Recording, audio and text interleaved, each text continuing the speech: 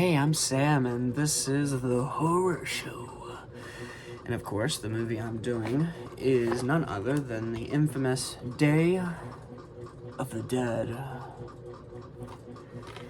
Came out in '85.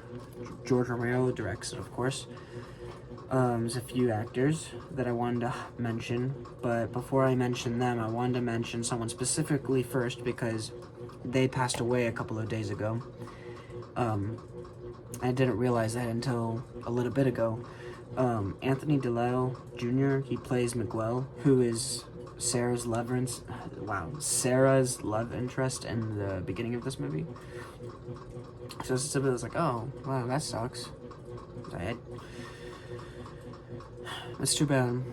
But I wasn't really going to be, talking about a lot of the characters in this movie because there's so much that happens. But I felt the need to reference him a bit. Because it's just like, oh, that timing, you know? But the characters that I was going to mention, there's Dr. Sarah Bowman, who's played by Laurie Cardille, John, who's played by Terry Alexander, Bill, who's played by Jarlath Conroy, and Henry Rhodes, who's played by Joseph Pilato. And then there's another one, he plays Dr. Frankenstein, but we're not gonna, talk about him much. It's here and there, I suppose, but... And the big idea of this movie is that sometime, a few months has passed, or maybe weeks, I'm not entirely sure, I think months probably fits a little better, have passed since the outbreak started, and the movie follows a group of scientists and military personnel who are located in this bunker in Florida, and they're basically trying to figure out if there's a way to cure or stop it and cure it, treat it, whatever, something such. The movie, I would say, delves in a lot of it, how Night was just a movie that they wanted to make, and the topics it did delve into were surface level topics. Dawn kind of expanded that a little bit, at least with the main theme of the movie being consumerism, and then Day, I would say, expanded it so much more in just the whole kind of subjects throughout the movie, because it's not just it's not just this subject and that subject and that one over there. It's a lot of different subjects that I would say people in that kind of circumstance would probably talk about. And I just found it fitting. And I guess before I keep going with this, I'm gonna be completely real. I'm probably gonna throw away this rating system because I just don't really like using this system anymore. I think I'm gonna change the system. Now I'm still gonna use my my rating for the movie. It's just gonna be small little things I'm gonna talk about, and then I'm gonna tell you my rating. Maybe that's how I'll go about it onward. But I'm not gonna go and just say the entire storyline in the movie. I'm just gonna try to figure out a way of going around everything because so much happens, and I think the best way of going about it is not really spoiling much, especially the ending, because I guess spoiler alert, I love the ending. It's really great. I think if you're paying attention and thinking of the characters in the movie a certain way, it's really great. But yeah, I really like effectively everything about this movie. And if there was two things I wanted to talk about the movie that I guess would be kind of spoiler topic, but not really. It's not that it's a spoiler, but it's not like some crazy M. Night Shyamalan plot twist spoiler I'm about to say. It's kind of maybe one of them is. The first one, so John and Sarah have a conversation in which they're basically talking about why they're there and should they even be there, because what's the whole why is the zombie outbreak happening to begin with? And John's kind of thought process is that this is a punishment from God, kind of like a flood kind of situation,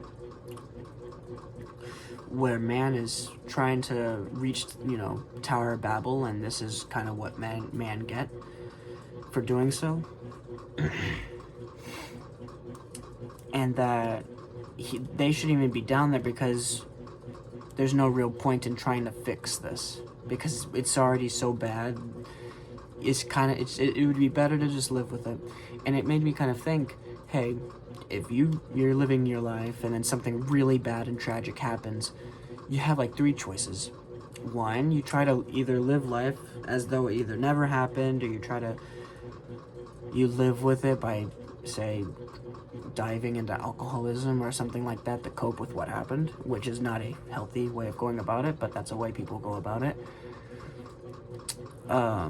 2, trying to change what happened, or go about life as though you're gonna change what happened, in which you can't change what happened. Or the final way is to move on, not forget about it, but to move on to be a bit of a better person, or just to grow as a person, because that was really traumatic. But you can't just go and, shucks, what am I to do now? You move forward, you move onward, or at the very least you try your best. And then the other thing is how the 2 main kind of like, it's not good and evil, I would say they're all people, but if there was a good and there was an evil, Henry Rhodes would be more of the evil, and Frankenstein would be more of the good. But as I said, not necessarily that one's a good person and the other one's a bad person, but all of them, in one degree or another, are pretty broken and pretty messed up because of what's going on. So Frankenstein effectively is trying to be the keeper of peace, in the sense of, let's all stay civilized. And it's funny, when you start going near the end of the movie, you start realizing that how he's going about certain things is not really civilized. And let's just say when Henry Rhodes finds out about it, the bad guy, it's not good. It's not good for Frankenstein, and that's quite the plot, and that's quite the twist in the movie. It's not a plot twist, but it's a twist in the movie that kind of sets how the ending happens. It makes the ending really huge. As I said, I don't want to go and just spoil everything that happens. I'm just trying to figure out the best way of going onward without really spoiling it, so that you're maybe like, hey, I've never seen it before. Maybe I should go watch it sometime. So that's kind of all I'll say about that, because I didn't really think about this, the second thing I mentioned, until I watched it this time, because then I just more noticed it. That being, this Frankenstein character is trying to be like, we can't, become them, but how you're going about your experiments and how you reward your pet zombie bub. That's not really civilized of you, I think anyway. And I'm sure, and Henry Rhodes also thought so, as I did too. And I really like this ending. I'm not gonna spoil the ending. It's really good. If you have not seen this movie yet, I highly recommend it. And I also say, I don't think this movie's on YouTube, but it is on Tubi.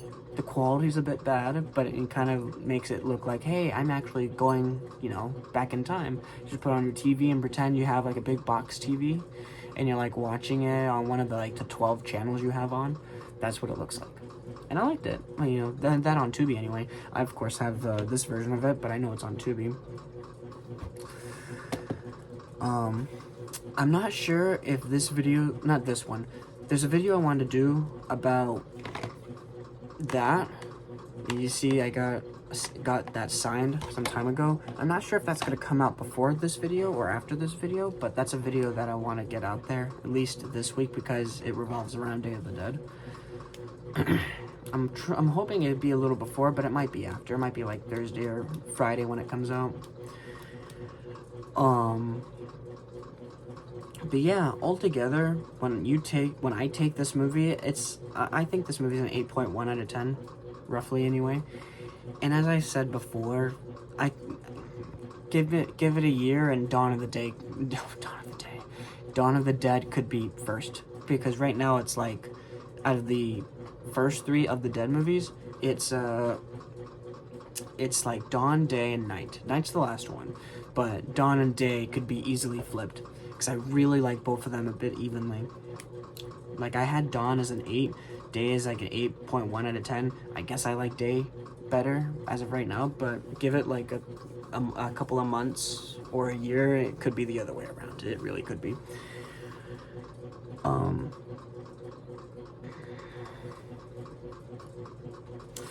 don't know if there's anything else I want to talk about this movie. I mean, there's a lot of stuff that I could talk about, that I would love to talk about, but that would just be me spoiling this movie, and I don't really want to go and just spoil this movie. I guess if there's one more thing, it's just more of a funny kind of note. That being, if you watched, like, I'm pretty sure it's like the Ultimate Edition version of Dawn of the Dead, which is basically like the extended version.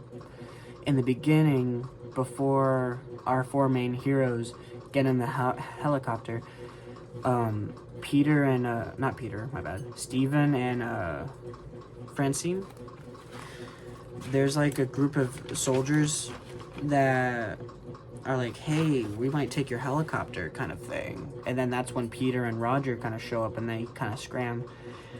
But it's funny because Joseph Pilato plays one of the soldiers, and here he is in Day of the Dead playing